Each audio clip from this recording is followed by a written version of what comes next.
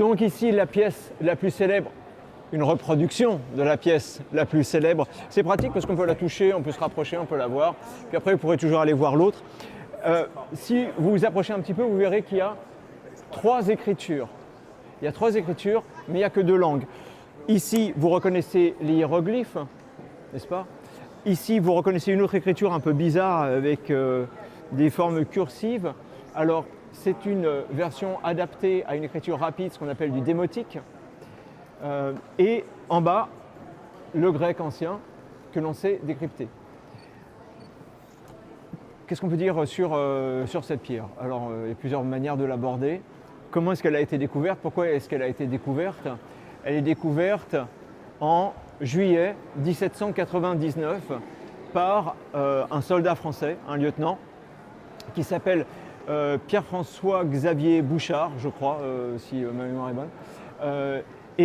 Comment est-ce qu'il la découvre? Alors, et pourquoi est-ce qu'il est là? Il est là avec les troupes napoléoniennes. Pourquoi est-ce que les troupes napoléoniennes sont sur place? Parce qu'un général qui vient de faire ses preuves en France, d'abord en aidant à délivrer la rade de Toulon, puis en menant une campagne d'Italie éclair dans laquelle il va montrer sa supériorité face aux troupes coalisées, notamment aux troupes autrichiennes. Ce général donc, qui s'appelle Bonaparte, qu'on n'appelle pas encore de son prénom Napoléon, ce général Bonaparte va avoir, par le directoire, mission d'envahir l'Angleterre. Or, ce général Bonaparte fait l'état de ses troupes et constate qu'il n'est pas en mesure d'attaquer par force navale l'Angleterre face aux forces notamment qui sont dirigées par l'amiral Nelson que vous connaissez. Donc il va décider d'attaquer l'Angleterre autrement, et il décide d'attaquer l'Angleterre en allant étouffer économiquement l'Angleterre en allant s'installer en Égypte pour lui couper la route de l'Inde. Et donc c'est de là que lui naît l'idée d'aller faire cette campagne d'Égypte. Mais lorsqu'il va faire cette campagne d'Égypte, il ne fait pas simplement cette campagne d'Égypte avec un projet militaire, mais, et ça va être sa fulgurance, il va penser à constituer un contingent de scientifiques qu'il va amener avec lui. Alors essentiellement ce sont des jeunes, la plupart ont votre âge et ils ne savent pas où ils vont. C'est comme si je vous disais, écoutez, on va aller dans un pays étranger, mais pour des raisons militaires, je ne peux pas vous dire lequel, mais ça va être passionnant. Est-ce que vous voulez venir? Sachant que pendant cette traversée, vous pouvez toujours vous faire attaquer par les forces anglaises et vous faire couler. Comment? Et par les pirates, et vous faire couler par le fond. Alors par les pirates, c'était quand même moins probable, compte tenu de la force quand même des forces armées qui avaient été mises en place, mais par l'Angleterre, il y avait effectivement ce risque. Et de fait, dès lors que l'Angleterre aura réussi à identifier la position des forces françaises à Aboukir, elle va couler l'intégralité de cette flotte. Et là, on se trouve plus tard en 1798. Alors, Napoléon donc monte cette campagne, au mois de mai, on part, et il y a ensuite la bataille, en tout cas le désastre d'Aboukir, où les Français sont bloqués sur place. Ils étaient partis pour quelques semaines, ils vont devoir y rester 2 ans, puisque toute la flotte a été coulée. Alors pendant ces 2 ans, eh bien, les scientifiques qui ont été emmenés, ce contingent de plus de 150 scientifiques, parmi lesquels il y a quelques noms que vous connaissez, comme Monge par exemple, qui en faisait partie, vont eh bien, faire des fouilles un petit peu partout. Eh bien, ce n'est pas à ce moment-là qu'ils trouvent la pierre de Rosette. Ça va être plus tard, l'année suivante, en 1799, lorsque l'on se prépare pour la seconde bataille d'Aboukir, qui elle va être remportée par les Français. Et on a besoin de récupérer des matériaux à droite à gauche pour construire des fortifications. Et en cherchant ces matériaux, eh bien, on va donner un coup de pioche à un moment donné sur cette pierre. Et on comprend immédiatement que cette pierre présente un intérêt scientifique parce qu'elle est écrite en 3 écritures et qu'il y a cette écriture à laquelle personne ne comprend rien, qui est le hiéroglyphique. Et l'on sait que si l'on réussit à décrypter le hiéroglyphique, eh bien, on ouvrira le livre de l'Égypte ancienne. Donc cette pierre, elle est mise de côté par les Français. La bataille d'Aboukir se passe bien pour les Français. Napoléon profite un petit peu de cette victoire pour partir au bon moment et donc déserte, c'est le mot, les forces françaises, rentre en France. Et puis la situation dégénère. Kléber est resté sur place, il va se faire assassiner. Et il y a des soulèvements locaux et les Anglais, évidemment, donnent des coups de boutoir jusqu'à faire tomber les forces françaises. Et ils vont réquisitionner l'intégralité de ce que les Français avaient récupéré. Alors finalement, à la suite d'un accord, tout ce que les scientifiques français pourront emporter avec eux, ils le garderont. Tout ce qu'ils ne peuvent pas emporter avec eux, ce sera pour les Anglais. Évidemment, personne ne peut soulever cette pierre-là, et donc elle va rester entre les mains des Anglais. Et elle arrive à Portsmouth en 1802 et ensuite au British Museum, où vous la verrez de l'autre côté. Les Anglais ont donc, d'une certaine manière, gagné la première bataille, qui était la bataille militaire, et la bataille de l'objet. Les Français vont gagner la seconde bataille grâce à un nom que vous connaissez évidemment tous, qui est Jean-François Champollion. Et du reste, il va se passer plusieurs années, environ 13 ans, entre le moment de la découverte de la pierre et le déchiffrage des hiéroglyphes par Champollion.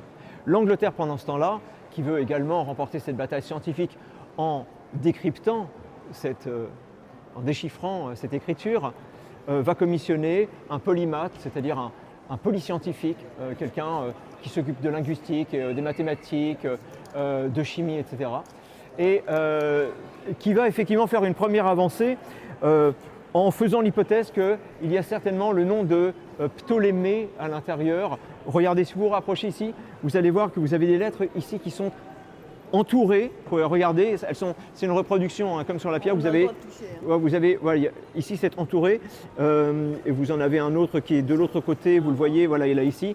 Alors on appelle ça, comme ça ressemble à une cartouche. Les Français vont appeler ça des cartouches. On va dire que c'est un cartouche. Ils vont appeler ça au masculin, un cartouche. Et donc on fait l'hypothèse qu'il doit exister dans ces cartouches quelque chose de relativement sacré et peut-être le nom d'un dieu ou le nom d'un dignitaire.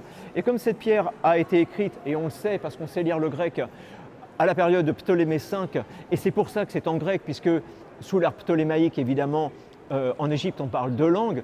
Il y a le grec en langue des fonctions hautes, et dans les fonctions courantes, il y a l'égyptien. Donc on sait qu'il y a du Ptolémée, et donc on va se dire que sans doute que effectivement ce cartouche contient les lettres de Ptolémée, et c'est la première avancée qu'on va faire. Sauf que Champollion va montrer que en réalité le décryptage qui avait été fait n'est pas tout à fait correct. Quelle va être ah oui, et pourquoi ces trois écritures oui, je vous l'ai dit, hein, deux langues et trois écritures, une seule langue pour les deux écritures du haut. Quelle va être la découverte de Champollion et pourquoi est-ce que cette découverte met autant de temps? Parce que on se dit, ok, soit chaque caractère correspond plus ou moins à un son.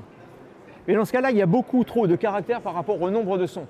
Aucune langue n'a plusieurs centaines de sons. Donc ça ne fonctionne pas. De l'autre côté, est-ce que ça veut dire que chaque caractère renverrait à ce qu'il représente? Par exemple, un canard représenterait un canard. Pourquoi est-ce qu'il y aurait autant de canards, par exemple, représentés ici? Parce que ce ne sont pas des recettes au canard qu'on a là. Donc pourquoi est-ce qu'on aurait autant de canards? Parce que, en fait, ça représente le prince. Ça représente le prince. Et donc, quelle va être et pourquoi est-ce que c'est long à découvrir, en fait, ce qui est en train de se passer à ce niveau-là? Parce que ce que va découvrir Champollion, son moment eureka, si vous voulez, ne va pas venir de la pierre de Rosette. D'abord, on croit tous que Champollion n'a jamais vu la pierre de Rosette. C'est une chose à savoir. Il a eu des reproductions de la pierre de Rosette, mais il n'a jamais vu la pierre de Rosette. Et il n'a jamais mis les pieds en Égypte avant de déchiffrer le hiéroglyphique. Donc il a tout fait de chez lui, d'une certaine manière. Et quelle va être sa découverte? Sa découverte va être la suivante. Elle va être que chaque caractère que vous avez ici peut valoir pour trois choses différentes. Elle est là la clé du problème. Elle peut représenter ce qu'elle dessine, Auquel cas, en général, on va avoir un petit symbole en dessous pour dire que si vous avez un canard, pour parler d'un canard, vous allez faire un petit trait en dessous pour dire que vous parlez d'un canard. Ça peut représenter un son. Par exemple, on va récupérer le son que l'on fait pour prononcer le canard. Par exemple, je prends Zoé, par exemple, si je dessine plusieurs animaux, ça fait un zoo, alors ça ferait le zoo de Zoé pour écrire vos prénoms. Vous voyez ce que je veux dire? C'est-à-dire que vous reprenez des morceaux de son du mot et vous les dessinez. Ou troisième chose, et ce que va montrer également Champollion, c'est que certains caractères ne se prononcent pas. On les appelle des déterminatifs. Par exemple, si vous mettez les sons avocat et que vous dessinez un homme derrière, l'homme ne se prononce pas, mais ça veut dire quelqu'un qui est un avocat. Mais si vous dessinez un avocat et que vous dessinez une plante derrière, c'est un végétal qui est un avocat. Et donc, on va mettre des déterminatifs qui vont permettre de faire comprendre, de donner la clé parfois de lecture, ou parfois tout simplement pour décorer. Pourquoi? Parce que les hiéroglyphes, quand on les regarde, s'écrivent en fait dans les deux sens, comme s'ils s'écrivaient à chaque fois dans un carré. Et donc parfois, on va dessiner par exemple Ra pour le soleil, on va dessiner le soleil Ra, et tout de suite après, pour que ça fasse un petit carré, vous allez avoir le son Re et le son A qui va être dessiné en dessous. Et donc vous avez Ra écrit deux fois. Une fois en réduplication phonétique, si vous voulez. Tout ça, c'est extrêmement compliqué. Quand vous essayez de comprendre ce qui se passe ici, ça ne correspond pas du tout au nombre de caractères que vous avez en bas. C'est un système d'écriture qui est totalement différent. Donc la grande découverte de Champollion, c'est ça. C'est d'avoir réussi à montrer que chaque caractère pouvait avoir trois valeurs différentes. Et ça, personne ne s'était approché de cette solution. Alors pourquoi est-ce que Champollion va s'en approcher? Parce qu'à la différence des autres, c'est un passionné, c'est sans doute un génie hyperactif de la linguistique. Ça n'était pas un génie dans d'autres sciences. Il s'était mis corps et âme dès sa plus tendre enfance à la compréhension des langues et en particulier des langues asiatiques. Et donc, il parle le grec à 11 ans, le latin, puis il apprend toujours dans son adolescence l'arabe et le syriaque et l'araméen. Et c'est ça qui va lui donner une longueur d'avance, il va apprendre le copte. C'est quoi le copte? C'est cette langue liturgique qui est parlée en Égypte et qui en tant que liturgique est l'équivalent du latin, si vous voulez, en Europe. C'est la langue des chrétiens. C'est la langue des chrétiens, absolument, et c'est la langue qui est restée la plus proche, la plus conservatrice de ceux qui avaient été l'égyptien ancien. Et donc, en parlant le copte, il s'approche au plus près de ce qu'était l'égyptien ancien, et quand il lit l'égyptien ancien, il le lit en copte, lui, d'une certaine manière, et effectivement, la proximité entre les deux est telle qu'il a pratiquement la langue pour décrypter les hiéroglyphes, ce que n'avaient pas ses concurrents. Autre chose, quand on dit qu'il s'agissait d'un génie précoce, sachez qu'à 16 ans, il écrit son premier essai de linguistique et à 19 ans, il est professeur à l'université en Suisse, voilà, à 19 ans. Donc ça donne une idée évidemment du personnage. Donc voilà, le 1-0, pour ce qui est de la bataille d'Égypte, on peut dire que la bataille d'Égypte, on parle plutôt de la campagne d'Égypte, parce qu'il y a eu plusieurs batailles en réalité, la campagne d'Égypte de Napoléon a été désastreuse d'un point de vue militaire, et on va chercher à le faire oublier par le coup de génie quand même qu'il faut reconnaître à Napoléon, qui à cette époque-là n'est encore que le général Bonaparte, qui est d'avoir constitué un contingent de scientifiques dans une expédition militaire pour une destination de cette importance. C'est une Révolution intellectuelle. Et il était parti avec des géomètres, des géographes, des mathématiciens, avec des presses avec des caractères arabes. Il avait absolument tout prévu. Des botanistes, tout. Il y avait tout. Et donc le résultat, ça a été publié dans Absolument. une œuvre majeure, Oui. la description de Tout à fait. Oui, c'est énorme. C'est colossal.